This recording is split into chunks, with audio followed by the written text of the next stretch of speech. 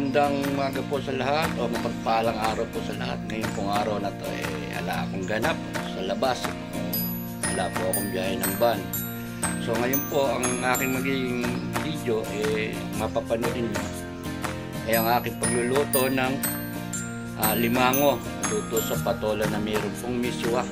So guys, papakita ko po sa inyo yung aking iluluto at kung ano man yung mga ingredients. Siyempre guys, di mawawala itong tinatawag natin panggisaan gaya ng bawang, sibuyas at luya. Kailangan po natin yan sa ating lulutuin. Then siyempre po yung main natin sa ayan guys, alimang putok na putok po. Kita nyo po kalaki yan. 4 na piraso po yan guys. So ito po yung miswa na tinatawag. Then ito po yung patola na nabili ko po kaninang umaga yan. Then lalagyan po natin ng onion leaves o sibuyas ng mura po sa Tagalog. Yan po yung ating mga ingredients sa ating gagawing pagluluto today. Inyong mapapanood ang pagluluto po ng alimango luto sa miswa na may patola po. So, sa mga manunod po tingnan nyo po paano natin lutuin itong alimango. Kita nyo naman guys, kalaki po yung alimango. Halos kasi laki po ng palad ko. Mga babae po yan. Yan sa lalaki. Ito po yung lalaki kung tawagin. Ang pagkakadiferensya po kasi ng babae at lalaking alimango. Look nyo po guys yung pinakaano niya. Ito po, ito. Ayan. Yan po yung tinatawag na lalaki pagkapatulis na ganyan. So ere naman po yung sa babae ay hindi po pala, bakla po ata yung ganyan. Ito po yung sa babae yung ganito. Malapad naman po yung pinaka po niya sa ilalim. Yan, ganyan po ang pagkakaiba ng alibangong babae at lalaki sa hindi po nakakaalam. Guys, mamaya po inaasahan ko inyong panunod sa aking gagawin pagluluto. Yan po ang ating mga ingredients. Naka-prepare na po yung ating ingredients at mamaya po magigisa na tayo. And bibiyakin po natin yung alimango na yun para lumasa yung sabaw. Maya guys, umpisa ko na pong lutuin yan. Guys, ayan, magsisimula na po tayong magluto. Ito, papainitan ko na po yung kawali siyempre. Tayin lang po natin kasi may tubig-tubig pa po yung kawali. Ayan guys, tayin lang po natin matuloy.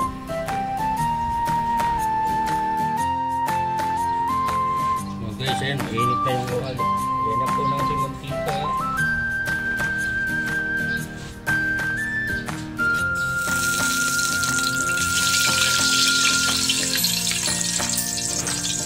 Guys, ayan natin. Unahin po natin ay luya.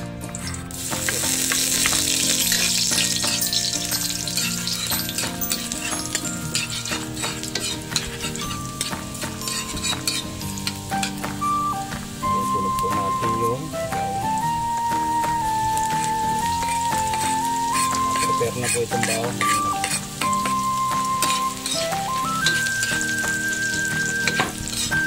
Ay, bango.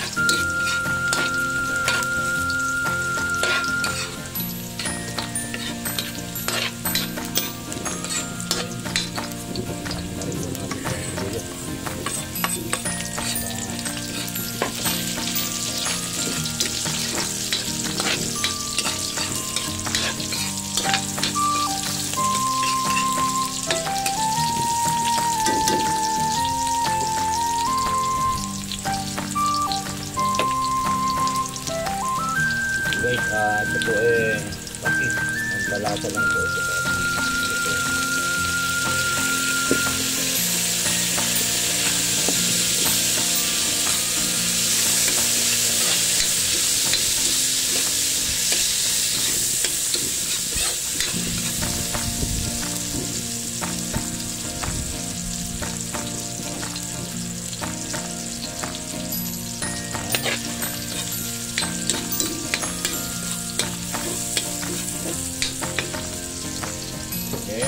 po natin ito.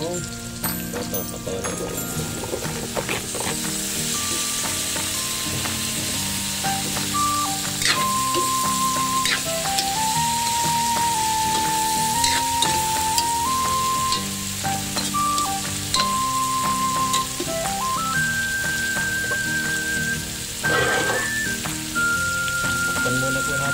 Malalag yung patol.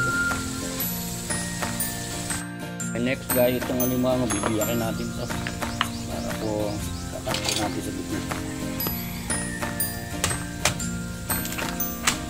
Ayan. Para po, ayan guys, kita nyo yung taba.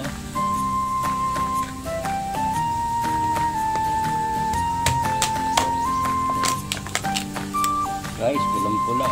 Ayan yung taba. Wow.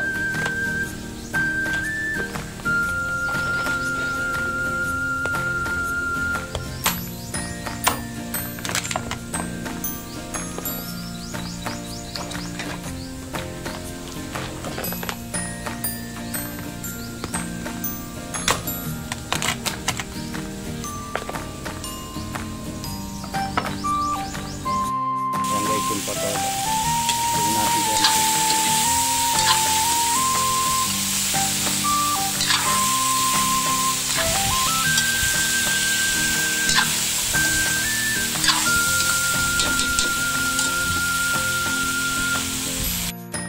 Guys, sagyan po natin ang tubig yung patol.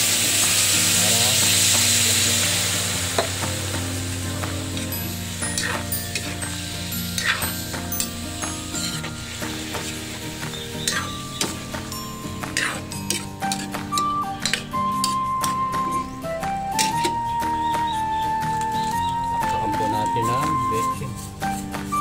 Ang betchin. Konti lang guys.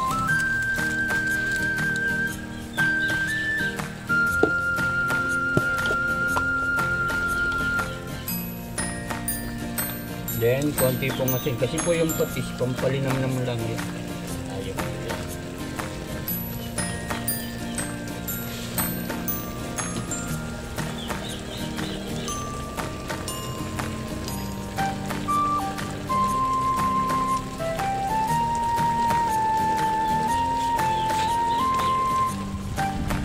Guys, so, lagyan pa natin ng konting tubig.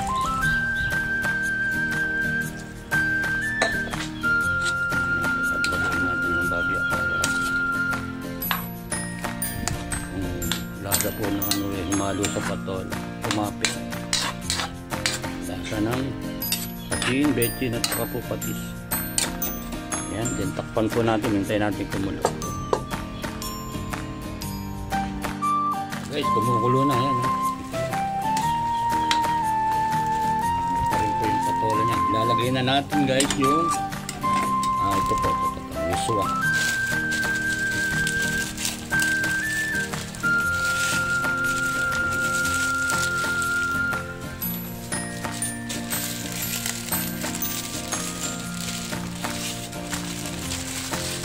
Ayan, ilagay na po natin yung miswa.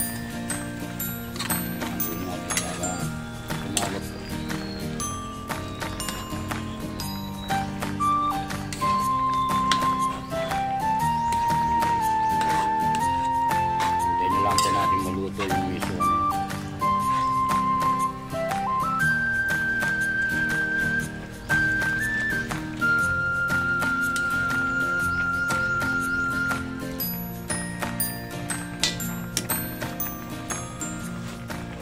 Ayan guys, kumukulo na. Kita nyo.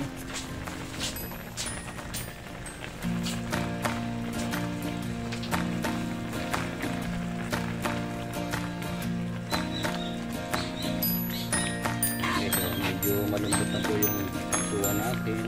Ilagay na po natin tong, siyempre may ingredients po natin yung alimango. Ayan.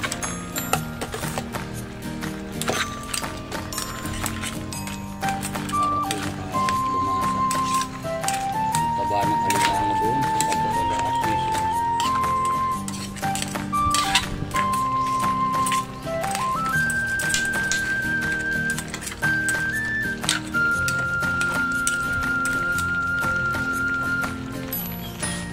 Guys, so.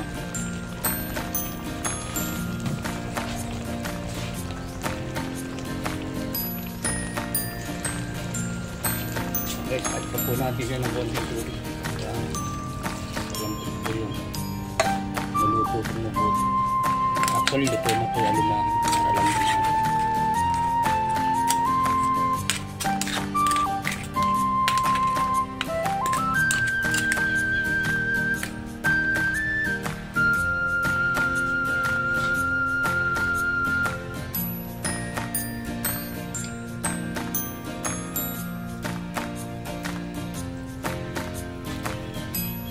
guys, so, kaya na lang po natin kumulo.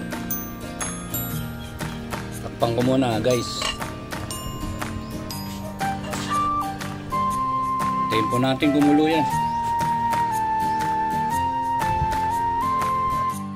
Ayan guys, so kumukulo na.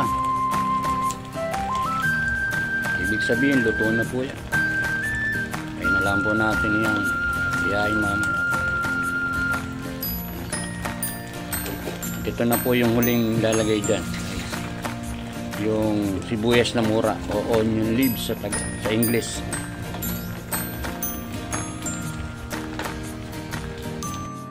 O guys, italagay na po natin itong huli natin. Ito yung tinatawag na, sabi ko nga, onion leaves po. At saka ay takpakan natin.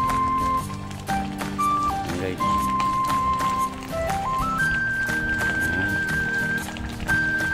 Ayan na po ang ating ulam for today. Ulam for lunch. Ang alimangong luto sa patola miswa. Pinag-halo-halo na po eh. Kali, ganyan po talaga ginagawang luto rito minsan sa alimango para nakakahigop ng sabaw. Hindi po tuyong-tuyo. Guys, maya-maya lang po i-prepare na to sa aming tanghalian. At maraming salamat po sa inyong lahat. Kung nagustuhan po niyo yung video ko, pasuyo naman po ng isang like, share, at saka comment down below.